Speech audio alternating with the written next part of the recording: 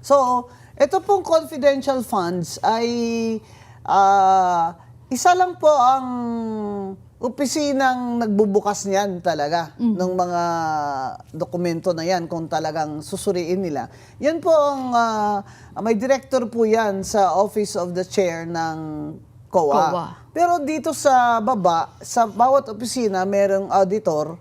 Kaya yan sila ang nag-audit ng confidential funds. Okay? So, pero yung final say po dyan, yun pong nasa, taas. yung director na nasa at office of the chairman. Okay? In fact, napaka-strict ho nila na kung minsan ay mismong taga-COA, disallow nila. Okay? Ang sinasabi ho dyan na hindi naman pinagbabawal kung ibang pangalan o kaya alias o pseudonym ang nilalagay sa confidential fund. I agree with him. Kasi nga, di ba, if there are security concerns there, yung mga informants na yan ay binibigyan ng pseudonym or alias. Pero meron po silang fina-follow dyan na program of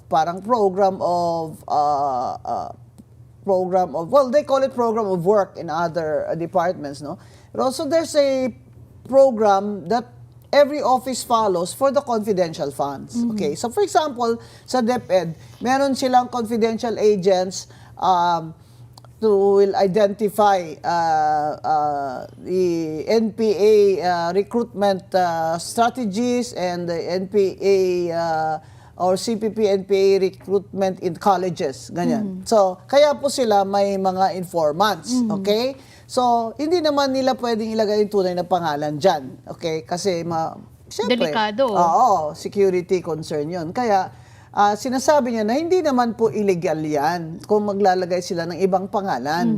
Basta may tao na pumirma doon na receive niya yung amount na yun as yung panggastos niya, no? For example, pagkain. Bakit ho sila nagko-question ng pagkain? Talaga namang informants ay kakain naman talaga. Kung minsan nag-aabang sila dyan for how many days and nights sa labas, steak out, kailangan ho naman talaga nila ng pagkain. O kaya gasolina, o kaya yung hotel nung saan sila titira, o kaya may safe houses sila. Yan po ang ibig niya sabihin kung bakit sinasabi niyang hindi naman illegal kung ibang pangalan.